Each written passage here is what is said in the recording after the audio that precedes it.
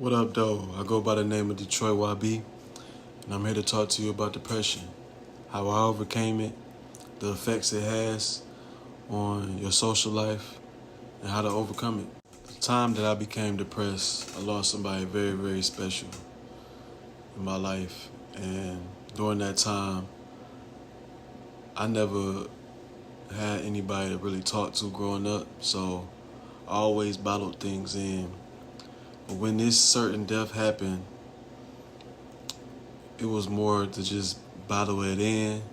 I couldn't control my thinking. I couldn't control like what I could have done to, make his life more easier or whatever the case may be. So I just flooded my mind with pessimistic thoughts in which led me to depression. Now, from my perspective, as in going through a depression phase, depression comes from thoughts which affects your emotions. You wouldn't have emotions if you didn't think the things that you thought. Thinking ignites that. So when you're thinking extremely negative, just think what's that going to bring. I mean, even slightly thinking negative bring more negativity. So it's like you spend more energy mad than happy, really, to be honest. So just think how much energy you're spending on yourself when you're depressed. It takes a lot. And sometimes people do it so long, it feel good to them to where they go straight back to it. And that's a cycle that needs to be stopped, especially in the black community, especially for the black men in the black community. We need to be considered when it comes to feelings. Yeah, we here to provide and protect, but we're humans too, and we have feelings. So we should be heard as well. Now, the way that I overcame my depression personally was not an easy task at all. It took time and patience within myself. It took prayer. It took literally God. Nobody can get you out of that state but God, literally.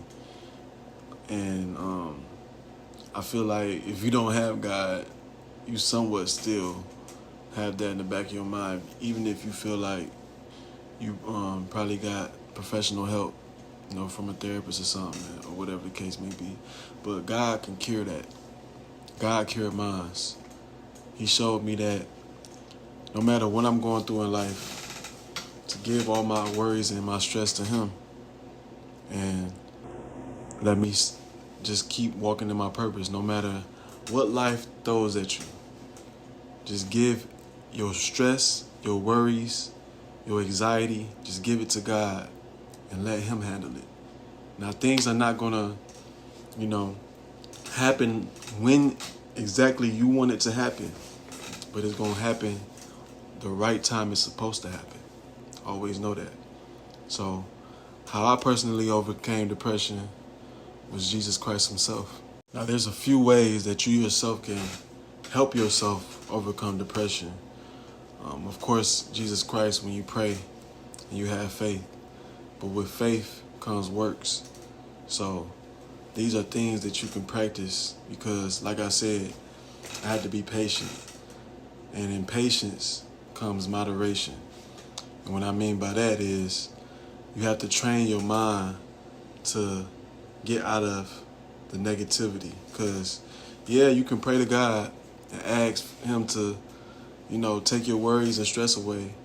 But after you pray, are you going to continue the pessimistic thoughts? Or are you going to try to train your mind to be optimistic and to be mindful and to think of the now and not think of what you just went through or what you're going through?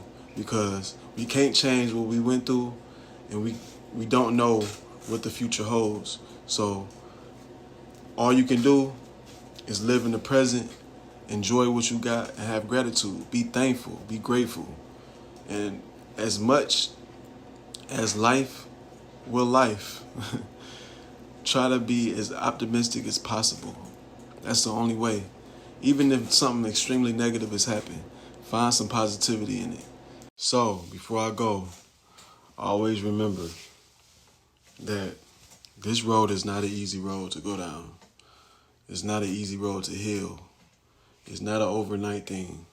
It's something that you got to work on constantly. Literally, probably for the rest of your life. Mental health is so complex and so many triggers can trigger it. So you got to just make that choice, because life is all about choices. Make that choice to be healed than to be destroyed.